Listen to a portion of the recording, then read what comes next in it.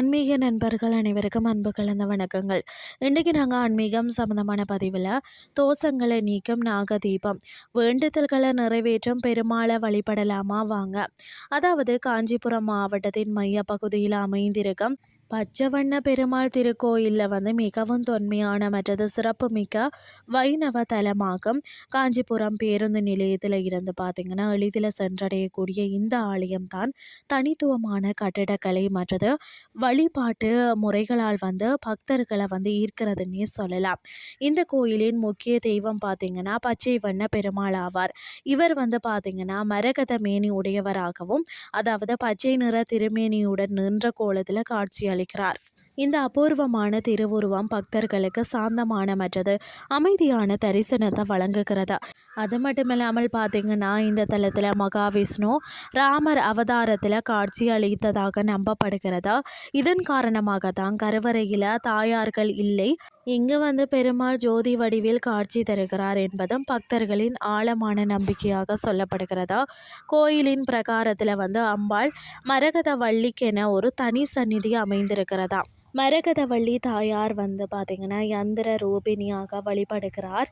இவர் சீதை மகாலட்சுமி ஆகிய 3 தாயார்களின் அம்சமாக இந்த தலத்தில் அருள் பாலிக்கிறார் என்பதும் குறிப்பிடத்தக்கது. தாயார் சந்நிதியில் நாகதீபம் ஒன்று வைக்கப்பட்டுள்ளது.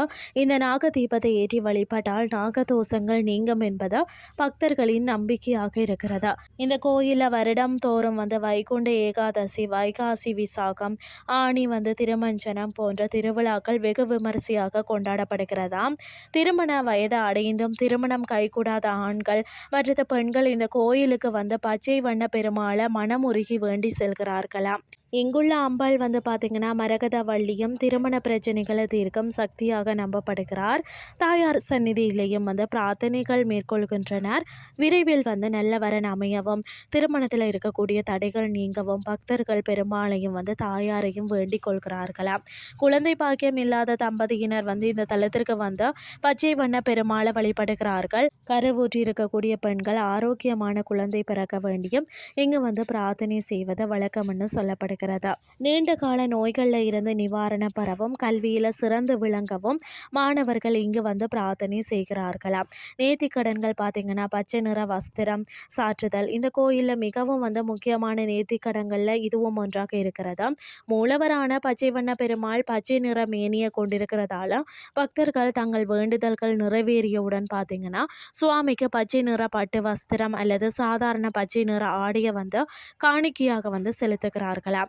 இன்றைய ஆன்மீகம் சார்ந்த பதிவு உங்களுக்கும் பிரயோசனமாக அமைஞ்சிருக்கும்னு சொல்லி நானும் நம்புகிறேன். இதே மாதிரி மற்றொரு ஆன்மீகம் சார்ந்த பதிவோடு உங்களை சந்திக்கிறேன். நன்றி.